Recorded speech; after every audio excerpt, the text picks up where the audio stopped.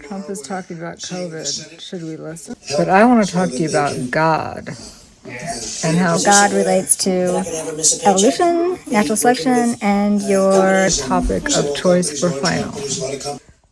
With Trump talking in the background, I'm going to continue to talk to you about God. Here is the dilemma, the question posed. I know people don't care, but this is your education. Let this be a learning lesson. The part you're learning is that there is no, quote, evidence for the existence of God, and yet we still have 88% some of the human population still believing in God. Okay, I had to turn Trump off because he was like interfering with my sound waves in my eardrum. So, okay, 88% of humans believe in God. There's no evidence, as in provable, testable, scientific evidence.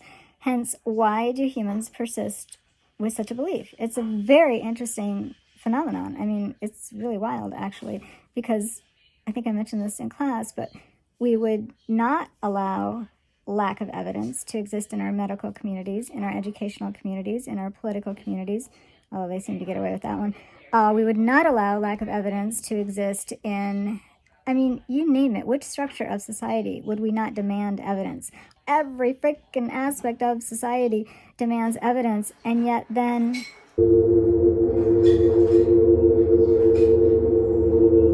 wow, then there's this one part which happens to be huge and affects everything. Religion affects everything, and yet we don't demand evidence for it. It's a conundrum. It's a really interesting thing about being human. I know not all of you do take that leap of faith. I know that atheism, living without theology, is an option for some. And I know that people also like to combine religion with scientific belief. The thing with religion, because it doesn't have any testable evidence, is that you can pretty much do whatever you want with it. You can pick which parts you like, discard the rest. You can interpret a passage this way or this way. You can say that your religion is this, or you can say that your religion is that. There really are no rules to it because of the lack of definition at its core, meaning the lack of evidence. So it gets played around with a lot, and that's where oftentimes there's conflict, and there's war, and there's just confusion, because what is the truth? We're trying to figure that out. So here is a question for you as I hang out with some of my kittens, and it's meant to relate to your final.